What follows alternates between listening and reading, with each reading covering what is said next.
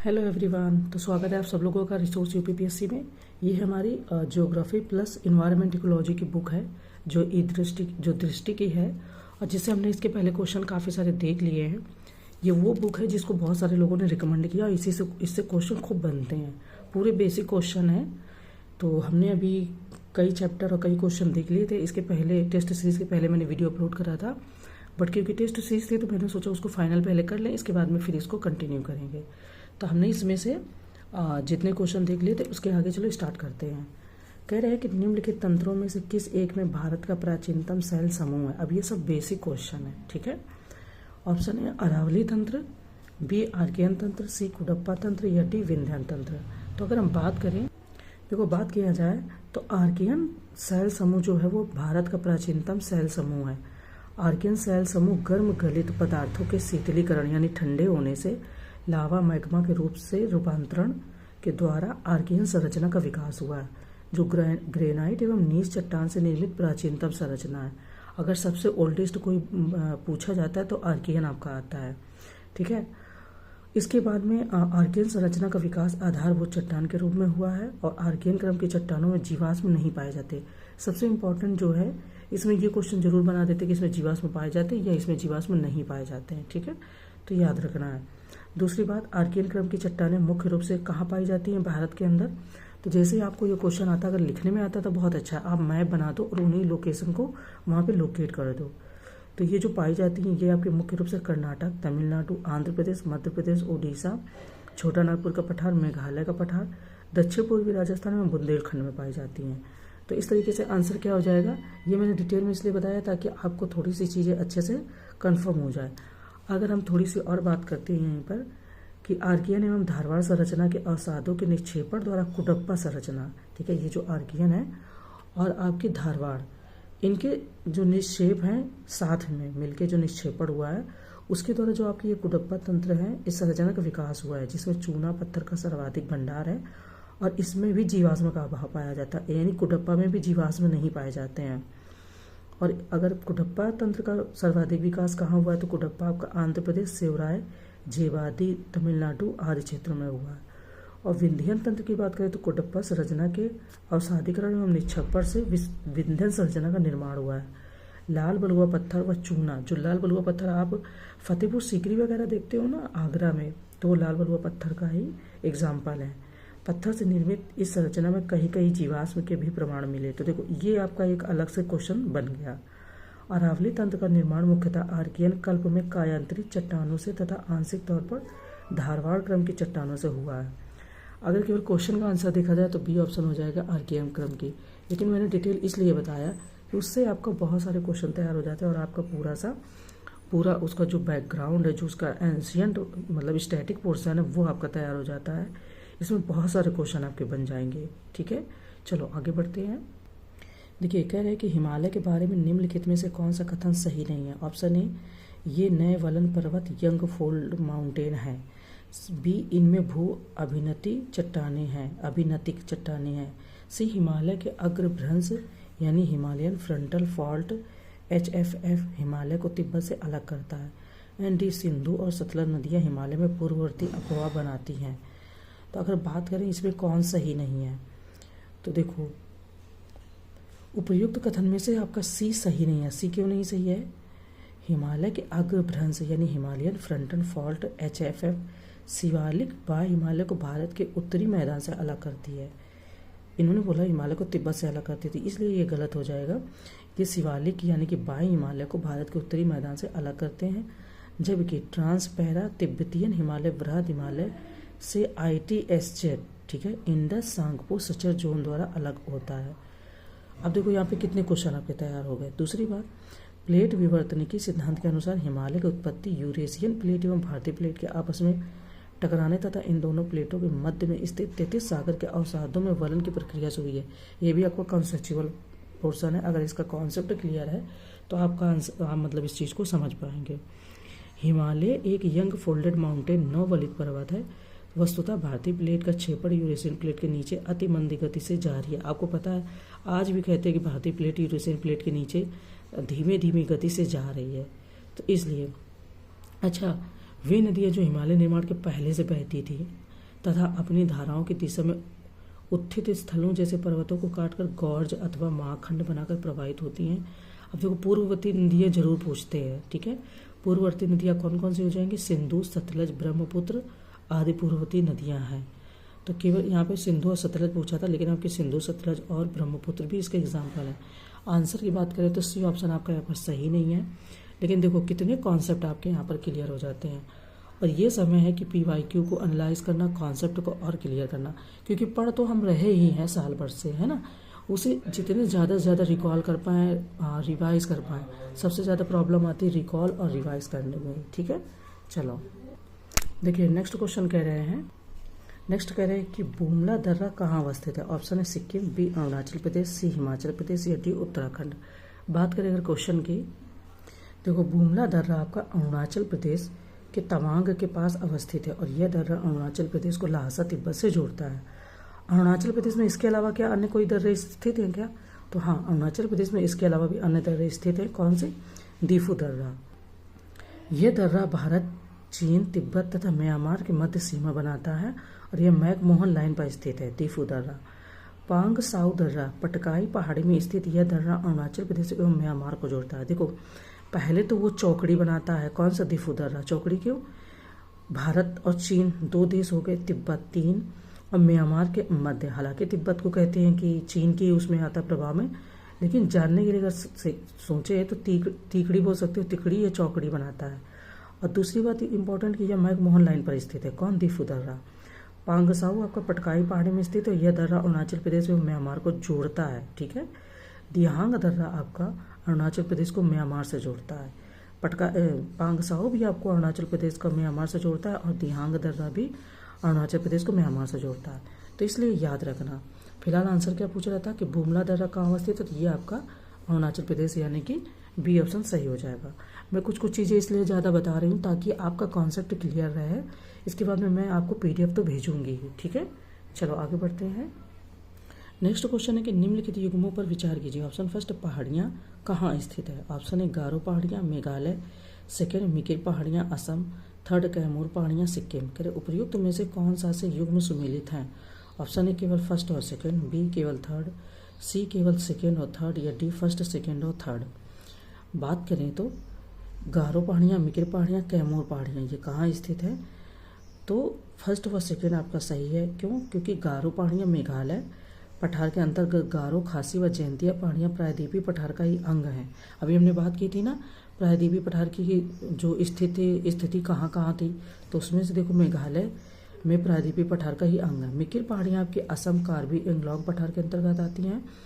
कैमूर पहाड़ियाँ विंध्य श्रेणी को बिहार में कैमूर हिल कहते हैं, लेकिन यहाँ पर क्योंकि बिहार का कोई ऑप्शन नहीं दिया है तो इसलिए फर्स्ट और सेकेंड आपकी यानी कि ये और ये ए ऑप्शन आपका यहाँ पर फिलहाल सही हो जाता है। जो ये यहाँ पर ये उपयुक्त में कौन से युग्म सही सुमेलित है? तो ये आपका सही सुमेलित है। थर्ड आपका नहीं है क्योंकि कैमूर सिक्किम में नहीं बल्कि आपकी कहाँ, ये विंध्य श्रेणी को बिहार में कैमूर हिल कहते हैं, ठीक। चलो आगे बढ़ते हैं। देखो नेक्स्ट कह रहे हैं कि हिमालय की मुख्य चोटियाँ नीचे दी गई, इन्हें उच्च से निम्न ऊंचाई के क्रम में व्यवस्थित कीजिए। ऑप्शन ए कंचनजंगा, सेकंड नंगा पर्वत, थर्ड नंदा देवी या डी धौलागिरी।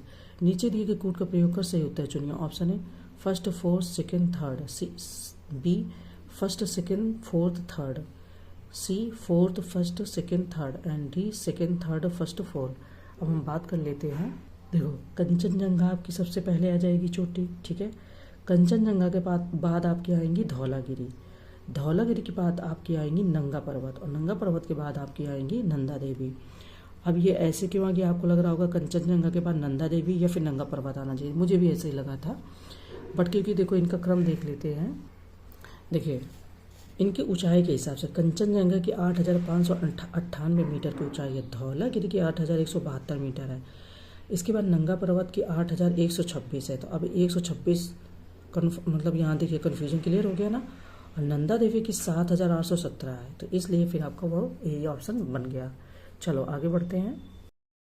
चलिए नेक्स्ट कह रहे हैं कि निम्नलिखित कथनों पर विचार कीजिए। ऑप्शन फर्स्ट, बैरन द्वीप ज्वालामुखी एक सक्रिय ज्वालामुखी है जो भारतीय राज्य क्षेत्र में स्थित है। सेकंड कह रहे हैं कि बैरन द्वीप ग्रेट निकोबार के लगभग 140 किलोमीटर पूर्व में स्थित है। तो उपयुक्त में से कौन सा से कथन सही है ये बताना। ऑप्शन ए केवल फर्स्ट, बी केवल सेकंड, सी फर्स्ट और सेकंड दोनों, डी ना तो फर्स्ट और ना ही सेकंड। चलिए बात करते हैं। देखिए बैरन द्वीप एक सक्रिय ज्वालामुखी है यानी कि एक्टिव वोल्केनो है जो भारतीय क्षेत्र में स्थित है और बैरन द्वीप ग्रेट निकोबार के उत्तर में स्थित है। इसलिए कथन हमारा फर्स्ट सही है, लेकिन कथन सेकंड गलत है क्योंकि इन्होंने बोला है कि यह लगभग 140 किलोमीटर पूर्व में स्थित है। तो इस तरीके से ऑप्शन फर्स्ट सही हो जाएगा और सेकंड हमारा गलत हो जाएगा। ये सारे बेसिक कॉन्सेप्ट के क्वेश्चन है, एकदम बेसिक जो एनसीईआरटी से हम पढ़ते हैं वो सारी ज्योग्राफी है, तो आपको इसको बहुत बहुत अच्छे से मजबूत कर लेना है। ठीक है, चलिए आगे बढ़ते हैं। और वैसे भी हमें ना पीवाईक्यू पे इस समय खूब ध्यान देना चाहिए और पीवाईक्यू को हमेशा रिवाइज करना चाहिए। सेकंड है कि निम्नलिखित कथनों पर विचार कीजिए। ऑप्शन फर्स्ट, भारत में हिमालय केवल 5 राज्यों में फैला हुआ है। सेकंड, पश्चिम घाट केवल 5 राज्यों में फैले हुए हैं। थर्ड, पुलिकट झील केवल 2 राज्यों में फैली हुई है। तो उपयुक्त में से कौन सा से कथन सही है। अगर बात करें यहाँ पर कि भारत में हिमालय केंद्र शासित प्रदेश जम्मू कश्मीर और लद्दाख के साथ साथ हिमाचल प्रदेश, उत्तराखंड, सिक्किम, अरुणाचल प्रदेश के अतिरिक्त उत्तर पूर्व के अन्य राज्यों और पश्चिम बंगाल में फैला है, तो कथन सेकंड फर्स्ट हमारा यहाँ पर असत्य हो जाता है। पश्चिमी घाट का विस्तार अगर बात करें तो गुजरात, महाराष्ट्र, गोवा, कर्नाटक, केरल और तमिलनाडु राज्य में है, तो इसके विस्तार के हिसाब से सेकंड ऑप्शन भी हमारा गलत है।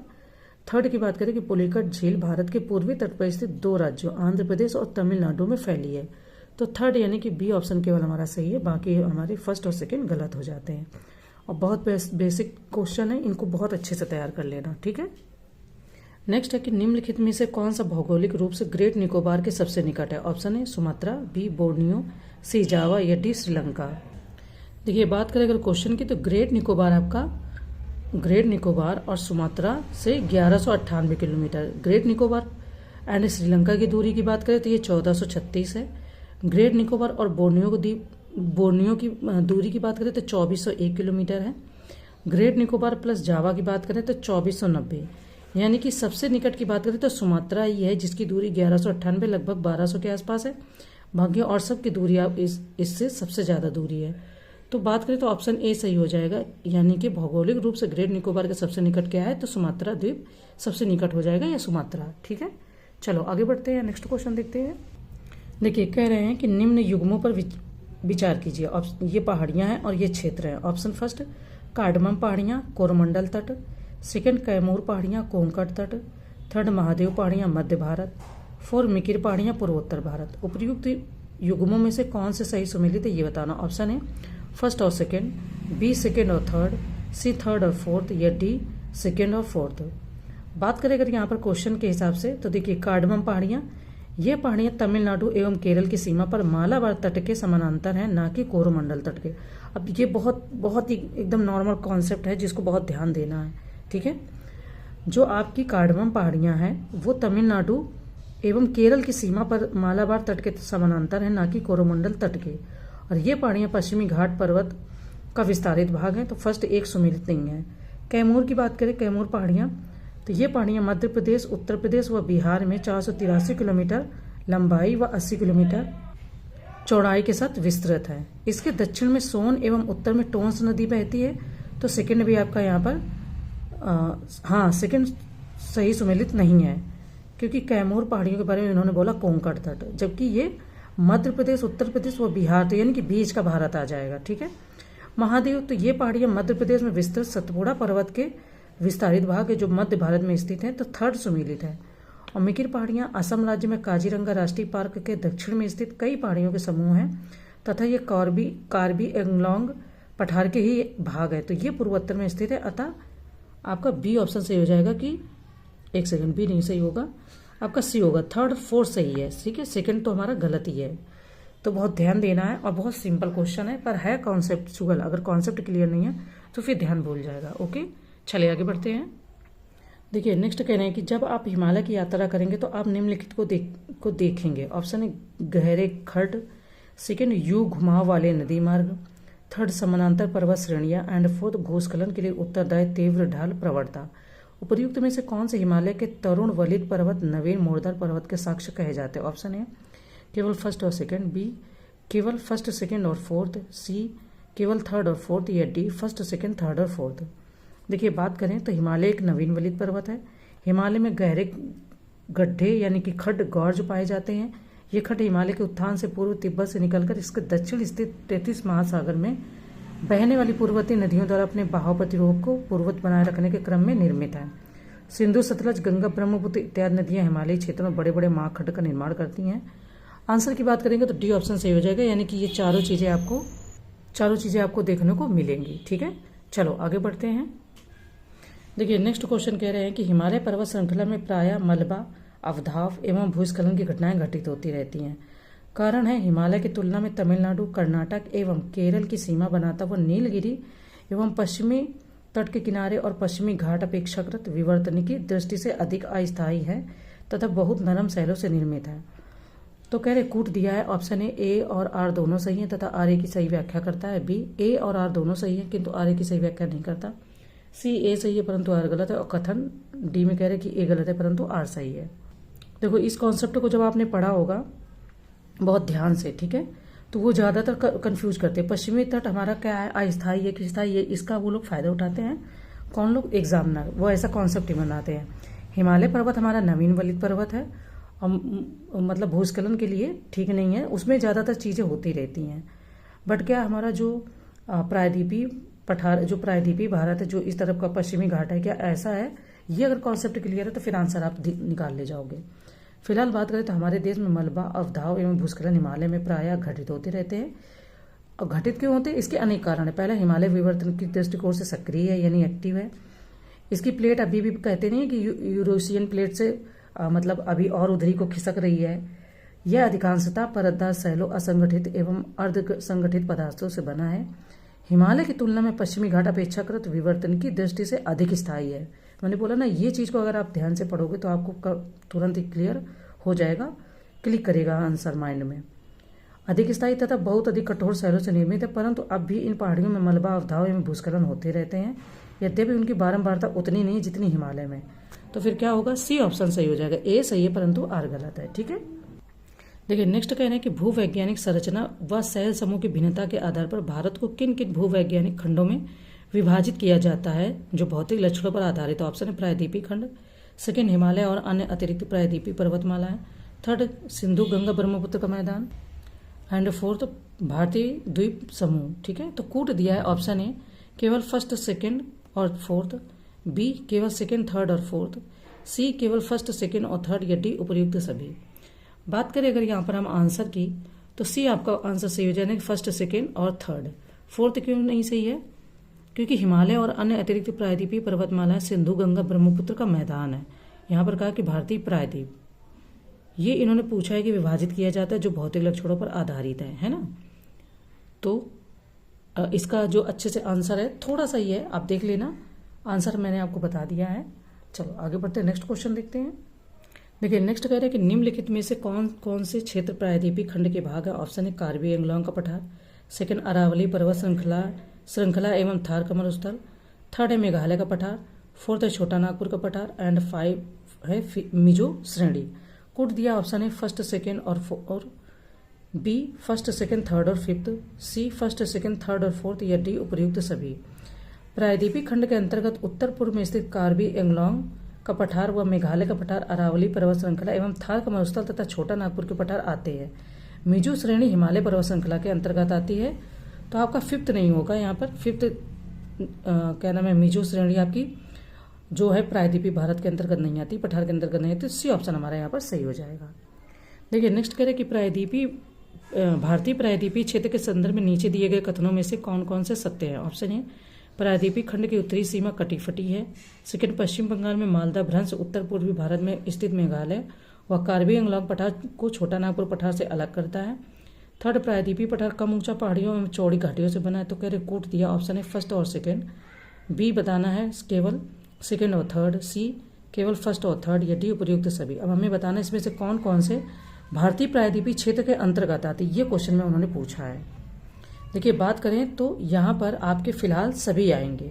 ठीक है, सभी आएंगे मतलब डी ऑप्शन सही हो जाएगा। अब ये इतने बेसिक कॉन्सेप्ट के क्वेश्चन थे, प्रैक्टिस के लिए मैं देती हूँ। प्रैक्टिस के लिए अगर आपके पास प्रैक्टिस है तो आप अपने उससे कर लीजिए। तो इससे क्या रहता है कि पूरी ज्योग्राफी जो है एनसीईआरटी आप पढ़ते हैं उससे सारा बेसिक कॉन्सेप्ट क्लियर हो जाता है। ठीक है, तो तो अभी छोटा ही वीडियो रखते हैं, आपको इसमें काफ़ी हेल्प मिलेगी, फिर बताइएगा। चलो फिर मिलते हैं नेक्स्ट वीडियो के साथ, तब तक के लिए थैंक यू।